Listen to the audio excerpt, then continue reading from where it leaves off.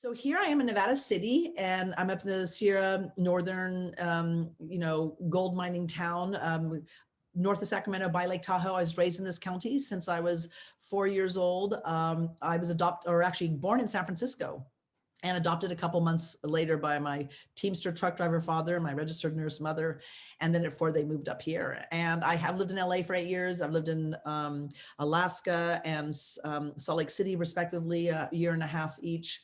And I was doing a lot of extreme adventures as a young woman. And what I am going to do is I'm going to share with all of you, which is unusual. I will share you a lot of some portions of my personal story. And the reason why it's really important to hear these stories to kind of understand my style of leadership and this blueprint, this framework for this political campaign, which, to be honest, supersedes politics. It's really about a cultural, spiritual shift within California itself and how we lead and how we show up in our communities and how we measure our leadership.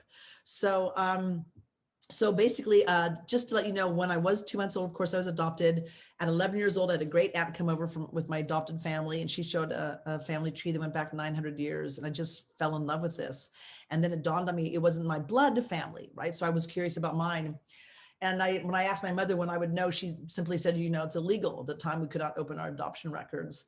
As the magic of life would have it, the very next day, there was an article in our local paper about adoptees looking for their families. And I took the little addresses of the different, adoption research organizations. I started to write off, would you please help me find my mother? And this is, the information I have. And within a week, all these research organizations got back to me saying, legally, we can't do anything for you till you're 18. From the information you've given us, you have time, your mom has time, don't worry. They didn't know, I didn't know. My mother actually was fighting breast cancer at that time and would die about a year later at the age of 35. And I keep looking for her for another 20 years. Well, unfortunately, also, when I was 19, my adoptive mother also died of cancer. And before she died, when I was younger, she told me my name was Marcella Anderson. So I went off for 20 years looking for the Andersons. And then by the time I was in my mid-20s, I couldn't find my family. It's like they had just vanished. And at that point in time, I really wanted to know, who am I? Where am I in this story? What part am I taking in this narrative? Where did I come from? Where am I going? So I didn't seem like I was ever going to find that. So I decided to go off and do some more extreme things. I'd traveled around the world after my adoptive mother died, went through Europe, Africa, South America, traveled $10 a day, nearly 60 countries. I trained with the Men and Women's South Pole Expedition. They went to the South Pole without me. Then I organized my own American Women's Trans-Antarctic Expedition. And after 10 years of getting these amazing women on the team, they said, Reinette, we've been doing this stuff for 15, 20 years. You're just starting. They kicked me off of the team and they went to the South Pole without me. So I was a bit upset about that. But what happened was, after a year, I came around going, when you started all this stuff, you didn't even know how to ski or crevasse rescue, or C pulleys or Z pulleys, and just go cross something. So ultimately, I decided to go cross Alaska by myself in the dead of winter. And before I did that, I thought, well, go commercial fish first. You'll save up money. And if you're not tough enough to commercial fish, you're not tough enough to cross Alaska. So I went up to Kodiak Island in Alaska, walked the docks till I got on a boat called the Big Valley. And I was then the only woman on this all-male crew for months, 20 hours a day, 7 days a week. And 12 years later, I actually watched that boat called the Big Valley sink on a show called The Deadliest Catch with my captain, Gary Edwards, and 4 other crew members. But after that trip, after that commercial fishing, I'm like, okay, I survived. I'm ready. I can cross Alaska. So I went to Homer, Alaska. I started training. I got film equipment from National Geographic. I told a neighbor, Jack Berry, who was an Iditarod dog sled racer, that I was going to, harness 2 dogs to my waist to help me pull my sled. It's called ski journeying. And he's like, I got 2 dogs. They're retired from the races, but they can pull you. They're fast enough. So I started training with them for several months. And then 5 days before I was to leave, Jack came up to me and said, I don't think you can do it. I think you're going to die before they make the first 100 miles. And he's like, I'm taking the dogs back. And he walks away with the dogs. They're going to help me pull my sled. And I'm floored. And he knows, of course, now I'm not going to do it now. I don't have any dogs. So I yelled at him. I go, fine, I'll pull the sled myself. I was so angry. And then 5 days later at 55 below, I was skiing down the frozen Yukon River, pulling my sled without my dogs by myself. And I got 200 miles into that trip to the first village. I got a dog named Diamond. I started training him for 2 weeks, and then we started to pull the sled together. I met a dog musher who was going to shoot and kill him that spring. And instead I swept him up and took him on my journey. And quite amazingly, I'm halfway across Alaska. And this is really parallels what we're seeing today. I looked down and the only road that I knew was the frozen Yukon River. That was my road, and it was melting below my feet. I had a schedule, and I was like, oh no. I'm like, now what am I going to do? So I realized I had two options, very much like where we are today. I can give up, or I can find a different way to continue. And I decided, well, what I'm going to do is I'm going to sit with this. I'm going to stay in an Athabascan Native village called Stevens Village, where I was. The Athabascan natives were very kind to me, let me have a little tiny cabin on the bank of the Yukon River. And just very much like what we're seeing today, I'm walking in and out of my door going, I don't see any options. Do I give up? Do I return next year, pick up where I left off? What do I do? I just don't see how I'm going to continue. And as I'm thinking this, walking in and out my little cabin door, there's a snowbank next to the door that's melting. And this little green thing is protruding more and more each day. And finally, I'm like, what is that? So I dig it out and I pull out the last canoe built in this village 20 years before, but it was dilapidated. And at that point in time, I thought to myself, that's what I'm going to do. I'm going to build myself a canoe. So I go to all the elders and I say, I'm going to build a canoe. Hey, I just need some tools. I'm going to build a canoe. And word got back, women do not build canoes in our culture. So I had to go back to the elders and say, you don't understand. Where I come from in California, women are canoe builders. That's kind of what we do. Assuming there might be one or two canoe builder, female canoe builders in California somewhere. But I really was speaking more to the spirit of Californian women. We're pretty adventurous, to say the least, and audacious. So they lent me the tools, and I went out and cut down 3 trees. I pulled them back into the village, and then the elders had Herb, a big-bellied Athabascan, to come have a fatherly talk with me. And he sat down and he said to me, we call you Wonder Woman because of all the miles you can ski in a day, but you build this canoe, and we're gonna call you Fruitcake. So 2 significant things happen in this journey. This is why I'm explaining this to you. It's very important. So I start to hand plane. I rip 18-foot long planks of wood. I start hand planing them 5 hours a day, 5 days a week, like a meditation. They're passing by going, fruitcake, hey, fruitcake. The kids are emulating this, like fruitcake, right?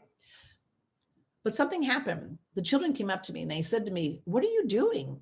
And I was shocked. I said, well, I'm building a canoe like you guys have done for thousands of years. And I realized what I was seeing was the break and the end of their culture. That those heritage, those skills, that knowledge, that tradition was no longer being carried on to the next generation like it had before. And what I was witnessing was because of that break in those traditions and that culture and those roots and all that came before, it was leading to loss of sense of self, depression, alcoholism, drug addiction. And so then many times what would happen is also would lead to suicide and death and so on. And I have to say, I've been seeing that same parallel here in the United States and North America. There's this loss of connection to everything that came before. And me as an adopted person, I understood the importance of that. And I was on a 20-year journey to find that. And once I found it, I found who I was. I got a sense of who I am and where I'm going and where I belong. And so that struck me quite hard. And the other thing that was amazing, and this is a beautiful part of the story, is that as they're coming by saying fruitcake, fruitcake, after 2.5 weeks of hand planing and submerging the planks of wood in the local muskrat pond, as I was told to do, I lay them at my feet and I'm ready to assemble. And I see the most beautiful insight into our humanity. All of a sudden they stop coming by going fruitcake, and all of a sudden they see me starting to assemble the ribs and the railing and stuff. They start coming by saying, I got a C-clamp if you need a C-clamp for that. And then someone else came by saying, I got some galvanized screws if you need some. And then someone else came by saying, I have some oil-based marine paint. You like blue and red.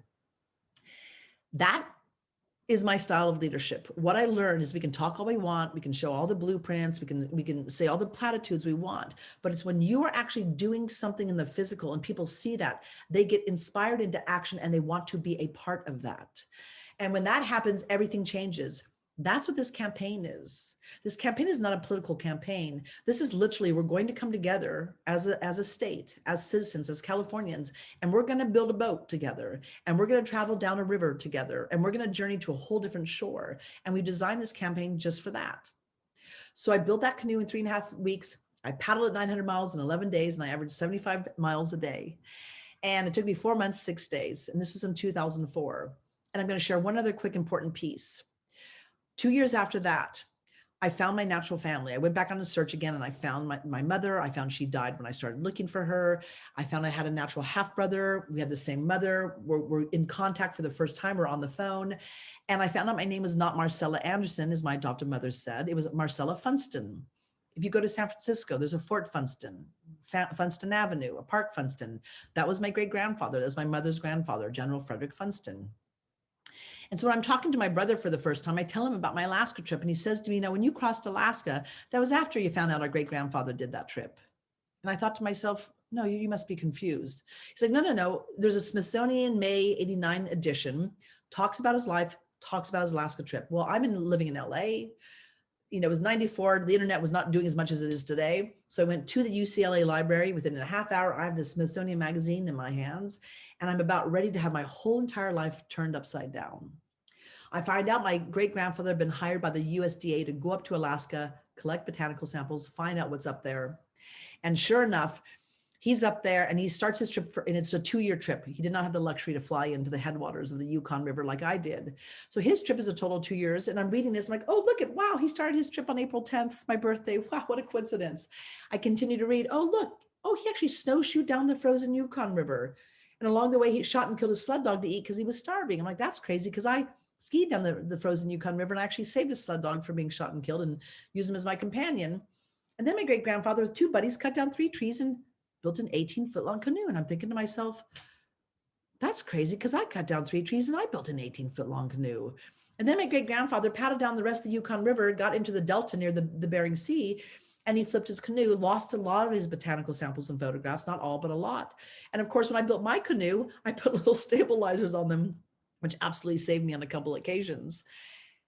And I'm thinking, what in the world? And then I read he did his trip in 1894, and I did my trip in 1994. He was 27. He turned 28 along the way. I was 27 and I turned 28 along the way. And his trip down the Yukon was 1,500 miles, and so was mine. And I'm reading this, and I kept rereading it over and over thinking, wait, this is mathematically impossible. This is mathematically impossible. What in the world is this? So then I started thinking to myself, well, wait a second, who is this Fred Funston guy? So I started to look into his life, and this begins a whole other new 10 to 20 year journey. And it ends up that I discovered at the time of his death, and this has had a huge impact on my life, and again, this campaign, at the time of his death, he was the highest ranked military official in the country. He had Patton, Pershing, Dwight D. Eisenhower under his command. He was overseeing Pershing as he had him pursue Pancho Villa along the Mexican-American border when he would drop dead of a massive heart attack and sent the whole entire nation into shock. He was going to lead us into the Great War, known as World War I. And instead, they handed over his plans to Pershing, and Pershing headed out into the war. But what was really interesting is that I started to look at Funston's life, and I realized he had this trail behind him. And it was a trail of American imperialism, white man's burden, right? Cultural destruction, genocide. It was a path of destruction. And one thing in particular is he was actually involved in the Philippine-American War. And it was the first time he'd ever gone in there. And he actually, for the first time as a military official, went in and kidnapped a democratically elected president, President Aguinaldo of the Philippines.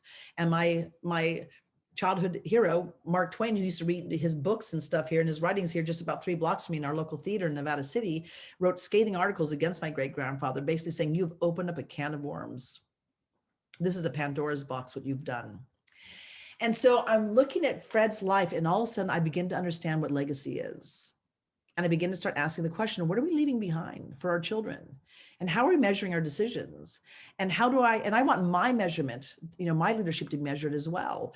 And so I started looking, this about 2004, Bush got reelected. I moved from LA studying filmmaking. I come back home and Bush is reelected, and I'm really concerned for the state of the world at that time, which of course now looks very much like the good old days. And I started thinking about, what can I do? I'm one person. What can I possibly do? I'm one person. And then I started to read a book called The Tipping Point, How You Affect Change. And all you have to do is reach like 15 to 20% of the public to actually create cultural shift. And I thought, well, I can do that within Nevada City. There's 3,100 of us. All I have to do is reach like 450 people and we're golden. So I decided I had to run for city council. Well, actually, no, at that point in time, I actually started a peak oil conference, because I was looking at our oil addiction going, this is like a real Achilles heel. If we have any kind of, fuel interruptions or a big spike in gas prices, like we're seeing, this could have a massive, massive negative impact on us. So I put together a peak oil conference. Out of that came a think tank. Out of that came Apple, Alliance for a Post-Petroleum Local Economy, an organization. We started doing all this massive public outreach about resiliency and building up our food network and alternative energy and, just reweaving that frayed fabric of community. And then as I'm working with the Nevada City Council, I see that they're very reactive, just rubber stamping things, but there's never a conversation about where are we going? Where do we want to be in 20 years? How do we want our community to look like? I mean, you can't just rubber stamp and actually get to that point. You actually have to be proactive, have the vision, have the plan, and then start taking those little tiny steps to get there. Like I did when I crossed Alaska, big goals, little steps. So I thought, you know what? I think I'm going to run because I actually I want to put this on the table and start talking about where are we going, folks? What are we leaving behind? So I ran for city council in 2008. I got elected. I became the vice mayor, the mayor. I put together a sustainability a team. We created a 20-year vision. It was a city sanctioned vision. We have our whole entire little spreadsheet of what we're going to do and so on. I started the first organic farmers market in Nevada County. I started the first homeless advocacy organization called Sierra Roots. We also started an extreme weather shelter for the homeless. I got solar on all the city-owned buildings, and started a time bank where we actually exchange kindness and we keep an accounting of it down to the minute. And so I did this for 4 years and I thought I was done. And my objective was to change the world by when people come into Nevada City, they stop and they go, oh, this is what a community is like. Oh, this is what a sense of place is like. I want to go home and do the same thing. And that was my goal. And after 4 years, I thought I was kind of done, but I was still highly engaged in volunteer work around my community. And as mayor and as council member, never got paid a penny. We don't have the money to pay, so that was all volunteer. I averaged about 2,000. I still do 2,000 volunteer hours a year, but I still volunteered. I wasn't in the council. Really trying to work on creating a town square, but most people don't know is in the 60s and the 70s, most town squares in cities and towns across America were taken out for the highways. So we actually lost the hearts and the souls of our towns and cities to accommodate highways. And when you look at the destruction of inner cities and towns, it generally correlates with when the highways were put in and the town squares were removed, which is the heart and soul of the communities. You can't be a whole community without some kind of nexus, some centerpiece. So I started working on that for 4 years. And then I started seeing more incoming threats happening and more corporations coming in and threatening us, and our sphere of influence around our city being threatened.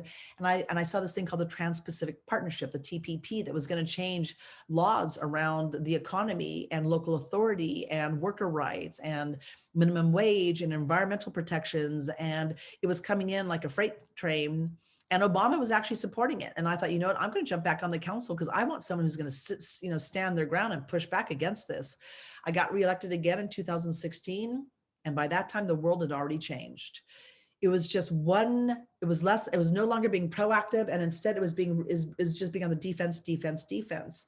So I got elected. 3 months later, Paradise burns, not very far from us. We're in the same geography. We own 400 acres around our town. The city does. It was absolutely fire tinder. We have no money. So I went and did a GoFundMe called GoatFundMe for grazing goats. Went absolutely international. Japan, Australia, England, they're all reporting on Little Town does a GoatFundMe to spare itself from catastrophic fires. Raised the money. We had grazing goats all around my town. I consider myself a solutionarian. I love problems. I love challenges. I eat them for breakfast. I love to be creative. I love to do things that nobody would ever think to do. And that's just how I am. That's in my DNA. And so we had the Paradise Fire. Then we had homeowners insurance policy cancellations. People were not able to afford their homeowners insurance, or they couldn't find it, and people couldn't afford their rent. They couldn't afford their homes. The homeless population was rising. PG&E, Pacific Gas and Electric, was coming in, shutting off our power for days at a time, shuttering businesses left and right. Some businesses could not survive. And then COVID hits while I'm mayor. And I started seeing it come in January. Early on, it just caught my attention. It was kind of intuition. And what was shocking me was how the Chinese government was responding to it. I started warning the county and city saying, hey, guys, this thing called coronavirus, we should look into it. It might be something. And then in February, the county started catching on. And then, of course, in March, Newsom did his stay-at-home orders. At that point in time, I supported it because we were only going off of predictive models. And the predictive models we had was from Fauci, who said it was going, the numbers of cases were going to double every 5 to 6.4 days, which meant by the whole entire end of April, the whole planet was going to be consumed, right? That was what we were told. I was watching the Johns Hopkins University updates every single day. Terrible, scary, horrific. So I'm supporting Newsom for the 2-week stay-at-home order. I am worried about it continuing, and of course it does. And then I'm now been relegated to Zoom meetings for city council. And we're now having a Friday Zoom call with our county CEO, county public health director, our city managers and mayors to be on point, on message, to get the latest information. I'm like, this is fine. Until we get beyond predictive models and we actually start getting the raw data, let's just stay on course. And then the raw data began to come in. And it wasn't that scary. It wasn't as bad as we thought. And in the New England Journal of Medicine, Fauci himself actually did a retraction saying, I'm so sorry, but COVID's not going to be bad, any worse than a bad flu season. And everybody ignores it. And so I start asking all of our elected officials and, county officials and our public health director, what's the goal here? Exactly what is it that we're shooting for? I'm a little bit lost. And ultimately they said to me, well, Reinette, one of the doctors who used to be a friend that I've lost respect for, he said, Reinette, until we have 0 cases. And I said, when do we ever have 0 cases of anything at any time? And that's the most ridiculous goal I've ever heard of. It's impossible. And then another doctor says, well, Reinette, until Nevada County gets its herd immunity up, because Nevada County at the time had the lowest vaccination rate in the state, if not the country. And so what he meant was AKA, he was basically saying until we all get jabbed. But I responded with, oh, you must mean the acquired herd immunity. And if that's the case, it's now spring. We should all go outside, get some vitamin D in the sun, start really, introducing the concept of community gardens, getting our hand in the soil, growing our own food. And if we really want to be smart, we can go out there and send some vitamin C, vitamin D, vitamin A, vitamins, and we can some zinc tablets and just distribute them to everyone around the county. And they're like, no, absolutely not. And when I started to ask questions, the CEO of the county on these Zoom calls would literally either mute me, ignore me, or say, Reinette, you're asking too many questions, which was more than 2 questions. Wait till after the meeting and then we'll get into your blades of the grass questions. I could not question the narrative at all. I could not get any of the, what's the goal here? What's the plan from anybody? It was as much as what they weren't saying as it was what they were saying. So now it is June. Newsom does a statewide mask mandate. I'm getting more and more angry because I'm realizing something is up. It's turning my stomach inside out. I've just been reelected a 3rd time for my 3rd term. In February, it's June. And here Newsom does this $1 billion mask deal with the Chinese government, amazingly enough. Nobody's talking about that. And then 5 days later, he has a statewide mask mandate. And I'm like, wow, did not realize that a governor has unilateral power to go out there and make these kind of rules. Did not know. That's fascinating. So I marched right down to the city police chief, Chad. I said, Chad, do you intend on actually enforcing this mask mandate? He goes, I don't know how. There's no penal code, and there's not a penal code. You can't enforce it. I'm like, thank you. And he goes, and by the way, it doesn't look very constitutional. I'm like, thank you very much. So I marched back home, kept waiting and waiting in the media, the press, listening, waiting for the backlash, community leaders to speak up and say, no, this is unconstitutional. Newsom does not have the authority. And it was pure silence. And I kept thinking, where are the leaders? Where is everybody? What happened to everyone? Where is everybody? So at that point in time, I thought I have to do what I can only do at this point, and that is to go to my Facebook page. And I grabbed a Peggy Hall, the Healthy American video, where she did a great job explaining how legislation and bills are made. I put that video up there. I did a bold post basically regarding the Newsom mandates, you go about your day, know that he cannot have unilateral power to make these type of rules or laws. He can't make laws, and continue breathing and so on. And all hell broke out. All hell broke out. SF Gate, LA Times, Sacramento Bee. Oh, mayor says, don't wear your mask. I'm like, I'm not talking about the mask as much as I'm talking about the authority of the governor. He does not have unilateral power. He is not king. This is not how our government works. And this is a very slippery, dangerous slope. And so in my little town, people were saying, we love Reinette. Yay. We hate her. We love her. We hate her. We love her.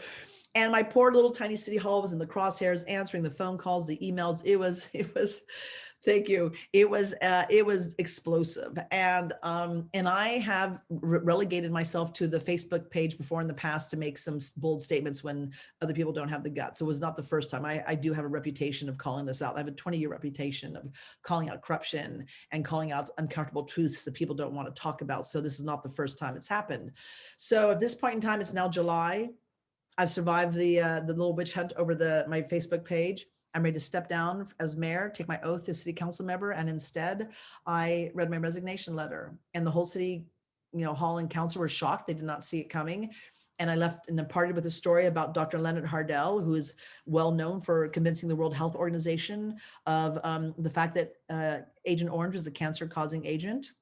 Once he did this, they went to all the heads of the chemical companies, said, stop spraying. If not, you're committing crimes against humanity. The ones who did not stop, they dragged them into the international courts, and they had to ask them one question and one question only to determine whether or not they're making a crime against humanity. And that question is, what did you know by when? What did you know by when?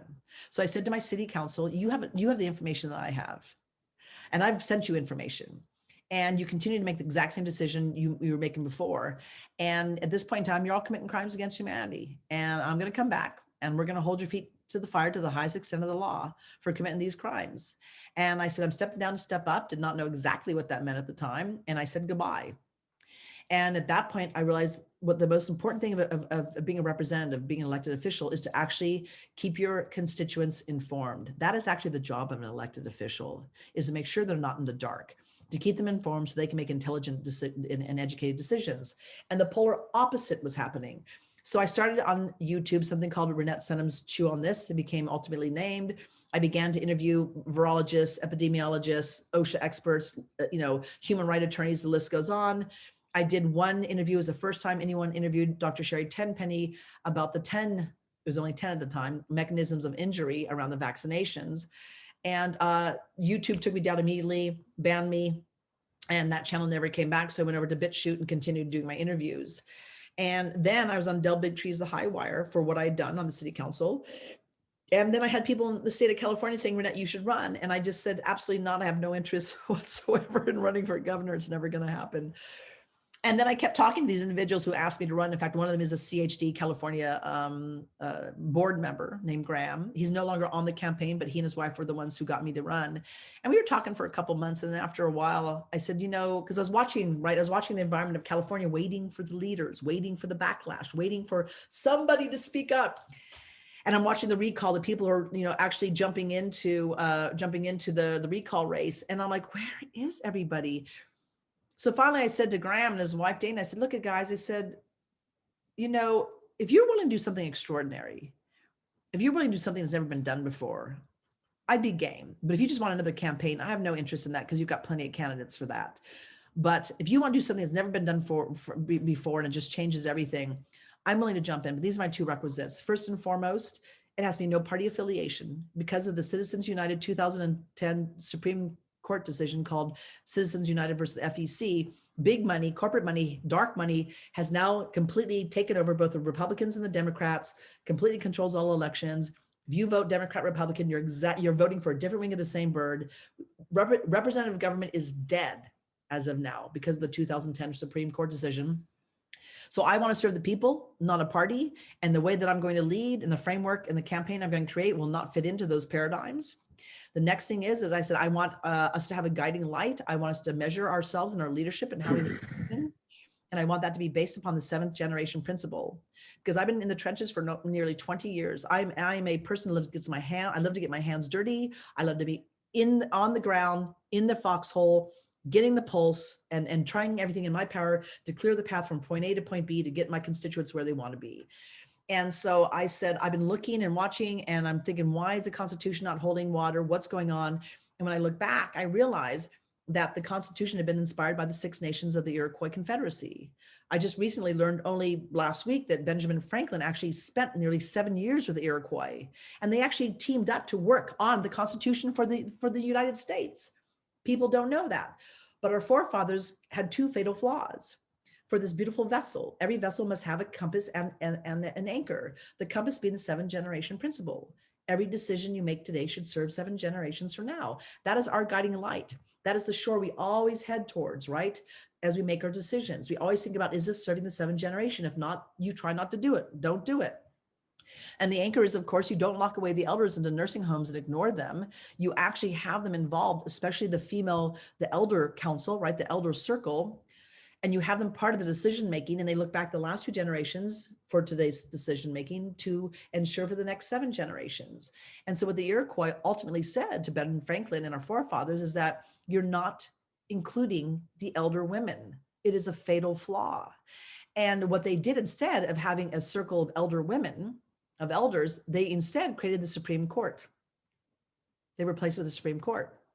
And it's about age, gender, skill, experience, not about, are you respected? Are you wise? are you, do we look up to you? It was a whole different set of metrics. And so I said to Graham and his wife, I said, so this whole entire campaign has got to supersede politics and election cycles. And it's got to actually be out there riding on the back of an election cycle in politics in a campaign, and actually going out there to actually shift the culture and the spiritual aspect of California and the zeitgeist of how we show up. And they said, yeah. So the next thing we did is we actually read Newt Gingrich's Contract with Americans. Then we read rapper Ice Cube's Contract with Black Americans to see what they had going. And then we looked at the biggest threats facing California. And we did this beautiful art award, transmutation, where what we did is we took the threats and we turned them into our biggest opportunities. So we now have this beautiful, if you go to electreinette.com, there's this beautiful 30-page contract. It was written in October of 2020. We actually have a second iteration that's much, much, much better, much more beautiful, because we've let the collective genius help us craft it. And that we hope to have up on the website within a couple of weeks. It's a Herculean effort right now because I'm on the campaign trail. And what we did is we were saying, okay, this is what we're going to do is we're going to build an economy, a new economy based upon restoration and healing. And this is a conversation that we could not have had 2 years ago. People would never have been ready for this. And now when I say this, they're absolutely hungry for it on the left and the right. And what I mean by that is we're going to focus on rebuilding our topsoil.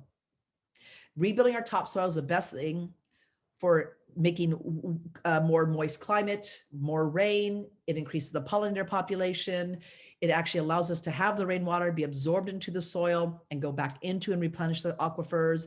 It makes more nutritionally dense food, right? So we're going to work on the soil. We're going to work on rebuilding the pollinator population. We're going to expand regenerative farming and incentivize it. So we get all those monocrops and actually incentivize them into being actually regenerative. We're also going to make sure our legacy farms and our ranches are actually expanded and protected. We're working with the indigenous right now to actually really work on the indigenous cultural burning and have the indigenous leaders at the table to help us steward the lands that have been absolutely neglected for decades and decades. And then we're going to start working on some other amazing things like, bringing back common sense education, where we're reskilling the children so they actually know how to make things, fix things, work on things. They actually know how to do a little cursive writing. They know how to grow food, how to store food, how to cook and prepare food, to get outside off the screens, how to fail. Teach them how to fail, and that failure is okay. That's how you learn to get back up and do a 2.0 version and improve upon yourself. Failure should not be something that we shun and avoid. It is something that we should actually embrace. If you fail, that means you're pushing yourself, right? So we need to completely rework the education system. And then the most beautiful thing is we have a infrastructure bank. I was looking at South Dakota.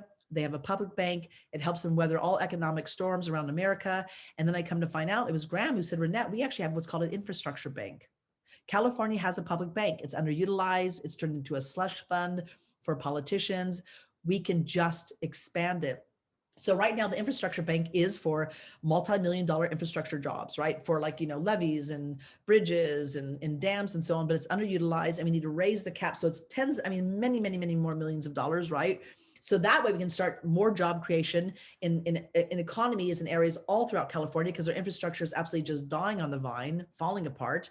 Well, so we raise the cap on those loans. And then this is my favorite part, is we expand the iBank to include mom and pop businesses, Main Street businesses, small, mid, large size, and manufacturing businesses. And then what we do is we incentivize the whole entire regenerative restoration economy. And instead of us going out there and going to big banks for a 5%, 8%, 10% loan, we, the public bank, essentially print the money. We lend the money at 0.25%. And instead of all those hundreds and hundreds of millions of dollars going outside the state, we keep those dollars in California and it circulates in our local regional economies. It's called the economic multiplier effect, which you want a lot of, right? You don't let those dollars leave the community. You keep them in the community circulating. And we basically, we're funding our own economy. We're funding our own restoration. We're funding our own renaissance, and we're not making it dependent upon Wall Street in the big banks. And we incentivize a regenerative economy through our own infrastructure bank. The only reason this is not happening is because of the leadership, or I like to say the lack thereof. The only reason why it's not happening is because our leaders are really happy with how things currently stand. And as you can well imagine, I'm absolutely hell-bent on changing that. because the story that I've just shared with you about my legacy is a story that I've been sharing for years and years, for decades actually. And it was quite a few years ago that I realized I've got to go beyond just sharing the story, and I actually have to activate. I have to activate this legacy and see it in motion. And that's where we are today. You know, Melissa Grace, who's my campaign manager, who started San Diego Rise Up, we actually met with the president of KUSI a few weeks ago. And this coming week, they're going to do massive campaign coverage on my campaign. Folks, this is where we need all of you, because I can put out stuff, my team can put out, but the truth of the matter is the censorship is high.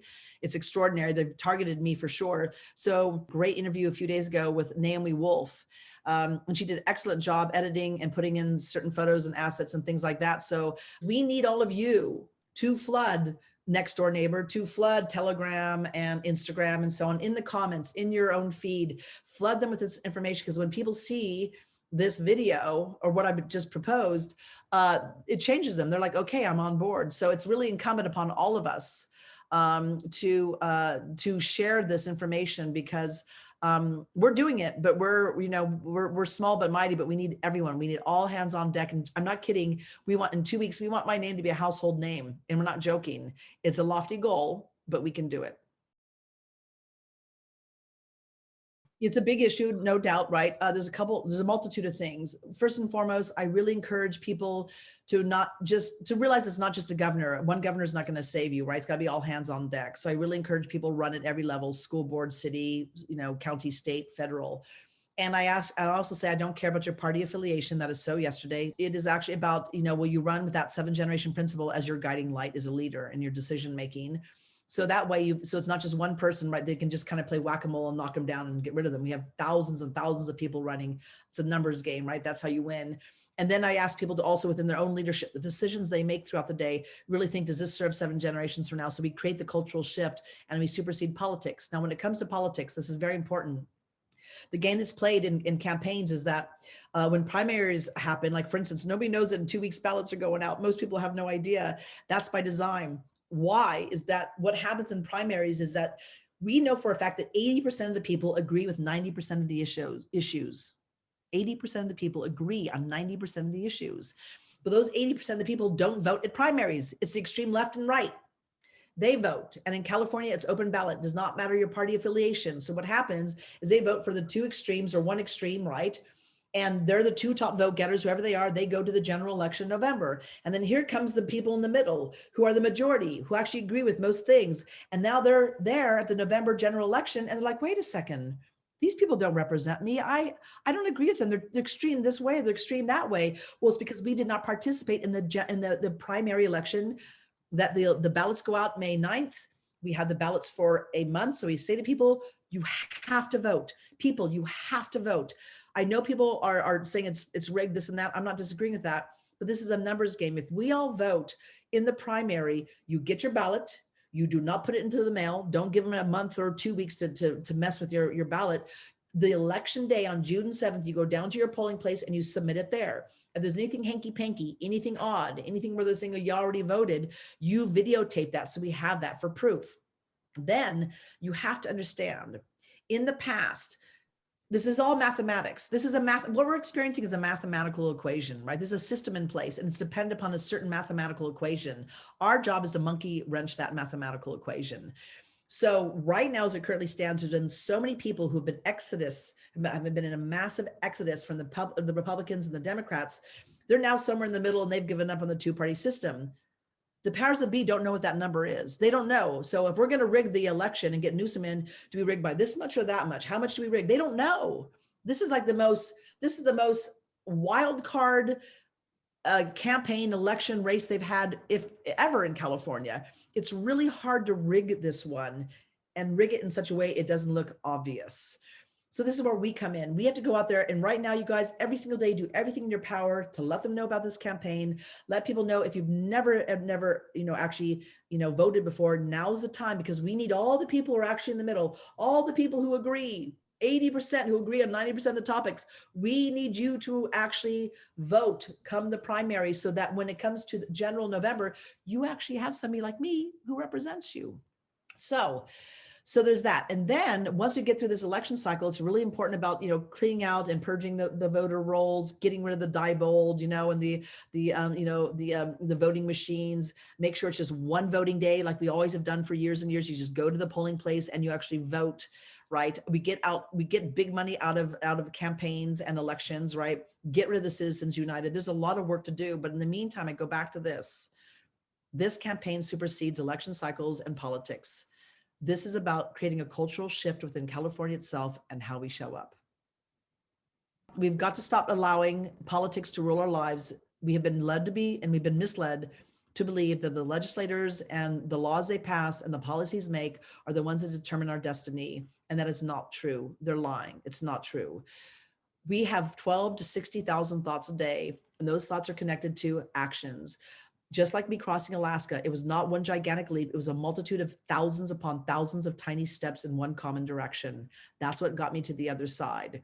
So what we do as individuals, as Californians, as leaders, as business owners, as teachers, as doctors, as police officers, as parents, we start making decisions based upon the 7th generation principle.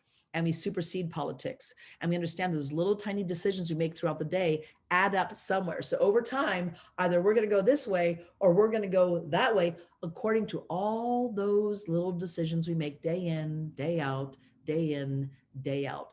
That is where our power rests.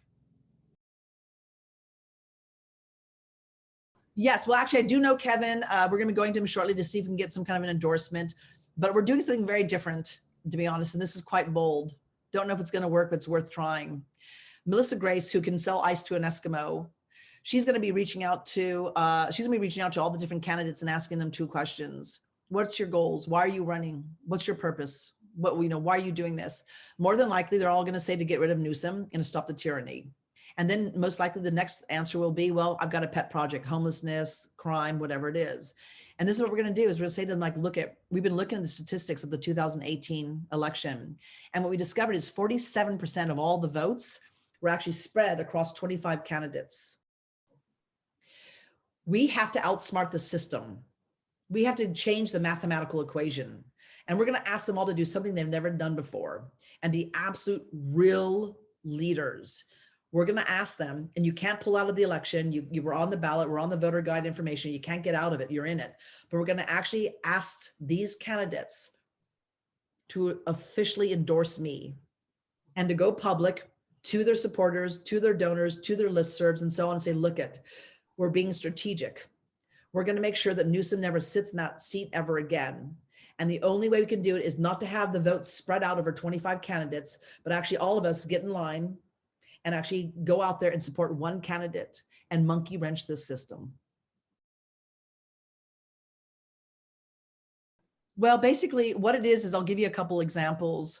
One is that, let's say you're a farmer and you've got your crop and you want to spray some weeds. Would you use Roundup or would you use white vinegar? What would better serve the 7th generation?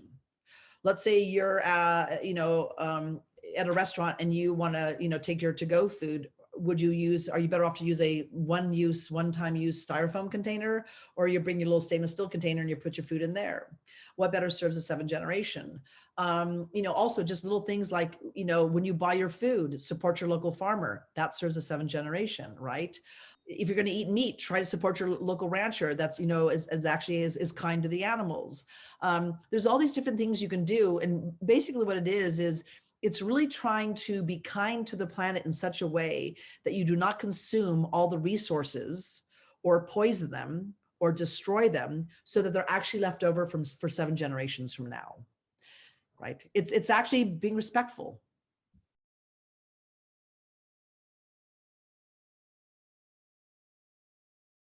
Quickly, I've been going up and down the state, meeting with the farmers and the ranchers, and it's a war. It's a war. And so first and foremost, we have plenty of water. It's really the misallocation and the thievery of water. So I go back to soil. Believe it or not, if we rebuild our topsoil, what that does is it allows the water to go into the soil and back into the aquifers to actually replenish them. As it currently stands, there's so much agricultural land, and the soil is dirt. It's dead. It lands on the ground and it rolls right into the waterways and goes into the Pacific Ocean. In addition, I know for a fact that we have a lot of dams that are being emptied out to create this catastrophe so that these big conglomerates can come in, and they are buying up the farms pennies on the dollar to get their farmland and to get their water rights. There's no doubt. So I'd put a moratorium on that. And I'd even go a little further. This is a war. And they're not playing by the rules, and they're coming for our farmland, they're coming for our homes, they're coming for our apartments, right? And what I would do is actually look at taking some of that land back, right? If they're in the hands of conglomerates, I think we need to take them back. But first and foremost, there should be a moratorium. I think breaking up all the monopolies which we have, like PG&E, Southern Edison, right? These water boards, and this is also important. It's, as a governor, I can appoint people to these commissions, right? To these agencies. Right now, Newsom's appointing criminals. It is the job of these agencies and these commissions to actually oversee the resources and make sure that they're actually used properly, and that's actually serving the users and the Californians. That is not happening. So I would work on that right away. It's a huge, it's dire. It's absolutely dire. I would do an executive order. I mean, the government's business ends with my skin, in my opinion, and it's completely unconstitutional. And the message I'd send to our legislators is that you're going to go out there and author a bill that's unconstitutional. You've just wasted your time and energy. Any bill that comes on my desk that's unconstitutional is going to get a big fat no. And that's the message we need to send to our legislators. Biological inoculation. It's a biological experiment, 100%. Yes. Well, seriously, spreading the word with everyone you know is absolutely paramount. I mean, really go in there and get my electronette.com, if it's up there, electronette.com campaign website. Put it into the comments of when people are talking about politics of the farms, or if there's a problem that you know that I can address, put Electronette and say, have you checked this out? She's got the answers. Post it as much as you possibly can, like really flood for the next 2 weeks, especially flood as much as possible that I'm running for California governor. The other thing is because we don't have the big party dollars, we are grassroots. There's no super PACs, there's no PACs. I've not been corrupted by anybody. I'm uncorruptible. I'll just tell you that much. I got a 20-year track record, and I stand by that. And I'm willing to die on this hill, but we need money. So it's $5, $10, whatever. We have, luckily, some folks who hosted me a few days ago in San Rafael. They've put up a $15,000 matching fund. So whatever money we can raise, I think it's by Tuesday or Wednesday, they'll match it up to $15,000. So if you're going to donate, now's the time to donate, because you're going to double your money. And that's key, because we have got to flood California over the next few weeks with Reinette Senum, and make me a household name. Is it impossible? No. Is it a Herculean lift? Yes. Can we do it? You better believe it. But it's like, it's now or it's Newsom. So there you go. Thank you, everyone.